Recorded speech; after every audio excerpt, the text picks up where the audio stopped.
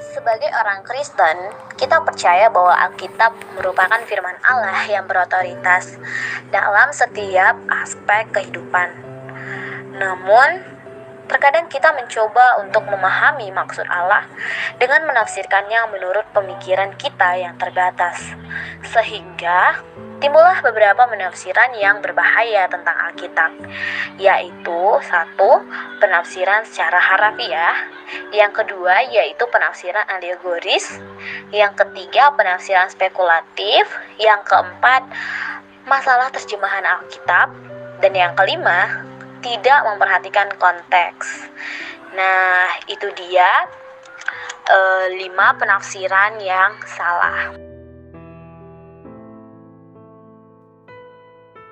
Meskipun banyak penafsiran yang salah tentang Alkitab, tetapi tidak mengurangi otoritas Alkitab.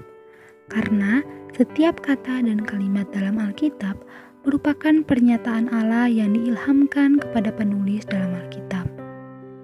Jadi teman-teman, jangan pernah berhenti untuk membaca dan merenungkan firman Allah, meski terkadang kita terjebak dalam pikiran kita sendiri. Namun berdoalah dan minta tuntunan Tuhan untuk membantu kita dalam merenungkan dan mengerti firman Allah.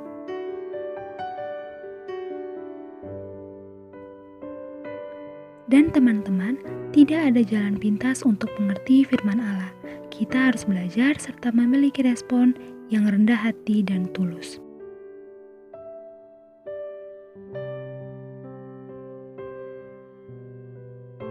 Melalui Alkitab sebagai wahyu khusus, kita dapat mengenal apa saja atribut Allah yang dinyatakan dalam bentuk tertulis. Atribut Allah artinya sesuatu yang melekat atau dimiliki oleh Allah sehingga kita mengenal Allah dengan baik. Yang pertama, incommunicable attribute, merupakan atribut Allah yang unik dan dimiliki oleh Allah sendiri. Antara lain, 1. Independen, yakni Allah tidak tergantung dengan apapun yang ada di luar dirinya. Kedua, kekekalan, Allah itu kekal, tidak dibatasi oleh waktu. Eksistensinya tidak memiliki awal dan akhir. Yang ketiga, kemahahadiran. Hal ini menunjukkan bahwa kuasa dan keberadaannya maha hadir, tidak dibatasi oleh ruang. Yang keempat, kesatuan. Hal ini mencakup pada ketunggalan dan kesederhanaan Allah. Yang kelima, ketidakterbatasan. Hal ini menunjukkan bahwa tidak ada keterbatasan di dalam Dia maupun di luarnya. Allah itu sempurna. Yang keenam, ketidakberubahan. Ketidakberubahan Allah menunjukkan pada sifat Allah yang tidak berubah. Yang kedua adalah communicable. Communicable merupakan atribut Allah yang juga dimiliki oleh manusia sebagai ciptaannya. Antara lain satu adalah hikmat Allah. Hikmat Allah adalah kesempurnaan dari Allah yang juga dianugerahkan kepada kita selaku ciptaan dari Allah sendiri.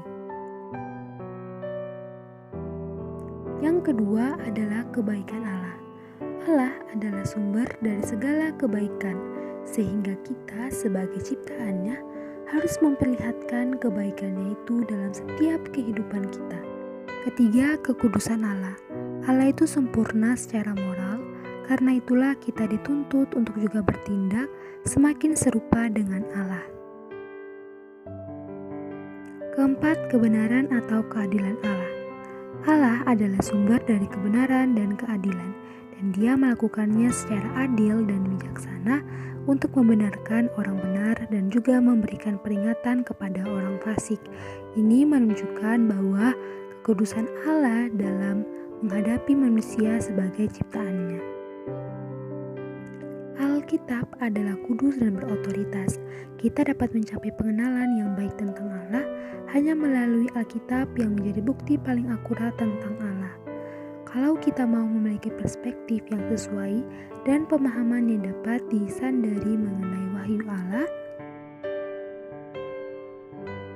maka kita harus menerus memahami ketiga hal berikut, bahwa pertama, firman Allah yang berotoritas tidak mungkin salah. Kedua, bahwa tindakan Roh Kudus yang membuat kita mengerti dan menerima firman Allah itu, dan yang ketiga adalah respon hati kita yang mau menerima.